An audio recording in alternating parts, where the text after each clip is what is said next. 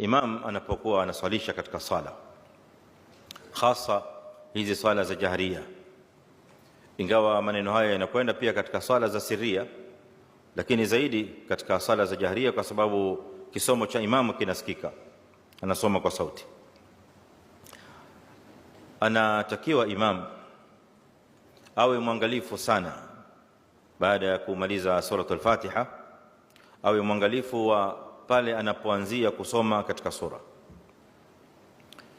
sura yote ile atakayosoma katika Qur'ani baada ya Fatiha. Ni muhimu sana imam kuangalia, hasa ikiwa anasoma katikati ya sura au mwisho wa sura. Maimamu wetu wengi husoma mara nyingi mwisho wa sura, na hii inakubalika kama tunavyojua katika fiqh, na inakubalika zaidi kushinda katikati ya sura, ingawa zote mbili ni jaiz kwa wanazuoni, ukisoma katikati, ukisoma mwisho. Lakini la msingi ambalo linafaa tulizingatie na tulipe umakini ni kwamba pale unapoanzia ni muhimu sana,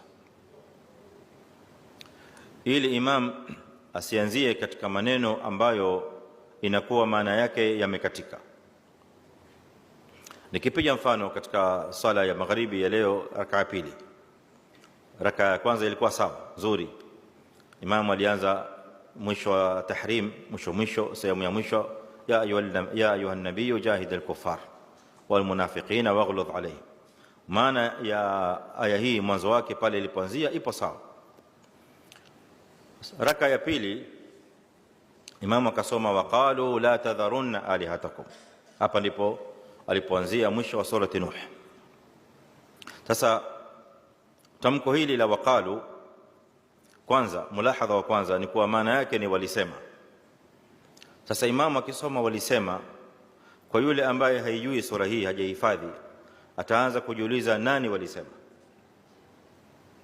Waqalu, na walisema akina nani?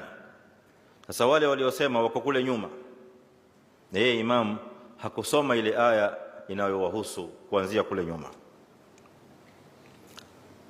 Hii ni mulahadha wa kwanza. Pili ni kwamba hiki ni kisa, na mara nyingi imam anapokuwa au akiamua imam anapo katika sala, asianzie ile kisa pahala ambapo maana yake itakuwa imekatika, kama hivi tulivyotaja katika hii raka ya pili.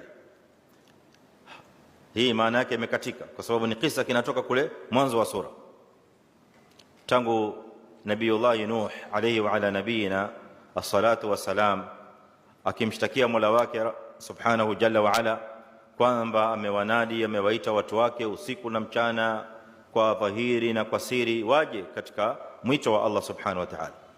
Inni da'awtu qaumi laylan wa naharan falam yazidhum du'ai illa firara wa inni kullama da'awtuhum litaghfira lahum ja'alu asabi'ahum fi adhanihim wastaghshaw thiyabahum wa asarru wastakbaru istikbara. Aya zinaendelea mpaka hapa. Sasa hii ni jawabu, wao wanamjibu Nabii Nuh, wamwambia wewe sema utakavyosema, tuambie utakavyotuambia. Kwanza hatukusikilizi, pili sisi twakita na tuendelea kudhubutu na masanamu wetu na miungu wetu. Na wanaambizana kuambia watu wao, msiwaache hao miungu wenu, shikamaneni nao, achaneni na maneno ya Nuh.